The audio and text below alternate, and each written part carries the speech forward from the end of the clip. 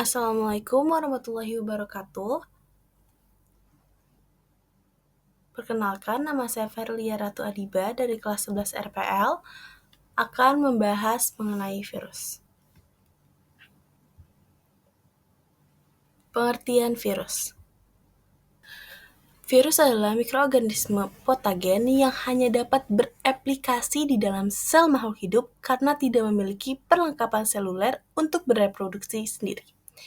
Virus dapat menginfeksi berbagai bentuk kehidupan, termasuk manusia, hewan, tumbuhan, bakteri, dan archaea. Virus terdiri dari materi genetik, DNA atau RNA, mantel protein yang disebut kapsid, dan pada beberapa jenis, selubung luar yang terbuat dari lipid. Mereka sangat kecil, seringkali hanya 1/100 ukuran bakteri biasa. Virus juga memiliki berbagai bentuk lain.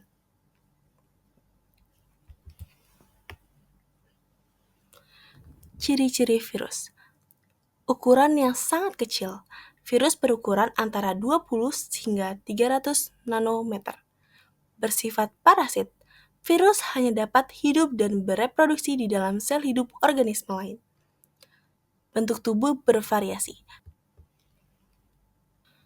Cara kerja virus. Berikut beberapa cara kerja virus yang akan saya sebutkan. Penempelan atau attachment. Virus mengenali reseptor spesifik di permukaan sel inang dan menempel pada sel tersebut. Kedua, penetrasi. Virus memasukkan materi genetiknya, DNA atau RNA, ke dalam sel inang. Ketiga, pelepasan atau release.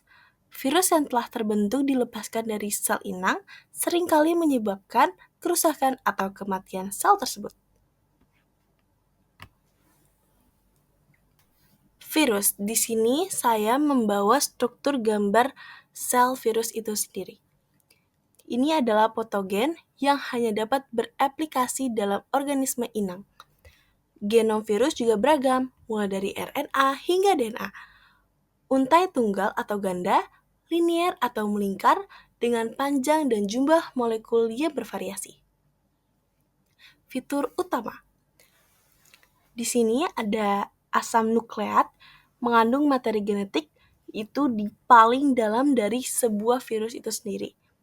Selanjutnya, dari asam nukleat ada lapisan kedua, yaitu antel, protein atau kapsid.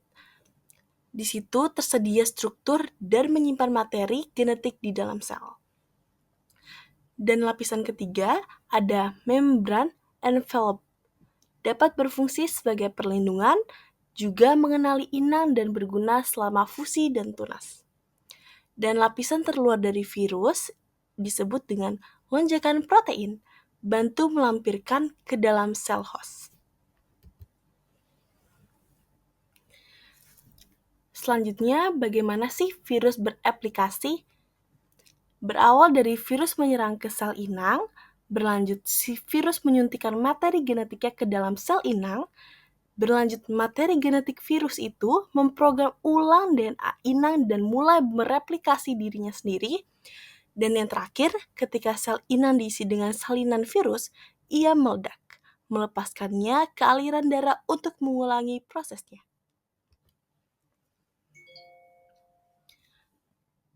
Berikut Ferry lampirkan beberapa penyakit yang disebabkan oleh virus. Campak. Hal ini disebabkan oleh virus campak. Ditularkan melalui tetesan campak. Hal ini disebabkan oleh virus campak. Ditularkan melalui tetesan udara dari batuk atau bersin. Gejala utamanya adalah demam dan ruam kulit. Selanjutnya, virus gulungan daun kentang. Ini terjadi ketika kutu daun pembawa virus menginfeksi tanamannya, yang menyebabkan penggulungan tepi daun ke atas, sering disertai dengan tekstur renyah saat disentuh. Apa sih perbedaan utama antara bakteri dan virus? Bakteri.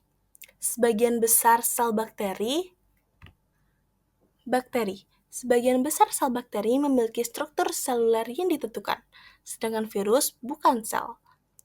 Kedua, Bakteri mungkin memiliki pili untuk membantu gerakan, sedangkan virus memiliki lapisan protein atau kapsid yang menggelinding dan melindungi genom asam nukleat. Bakteri, sel-sel hidup bebas yang dapat hidup di dalam atau di luar tubuh, sedangkan virus membutuhkan host untuk mereplikasi dan bertahan.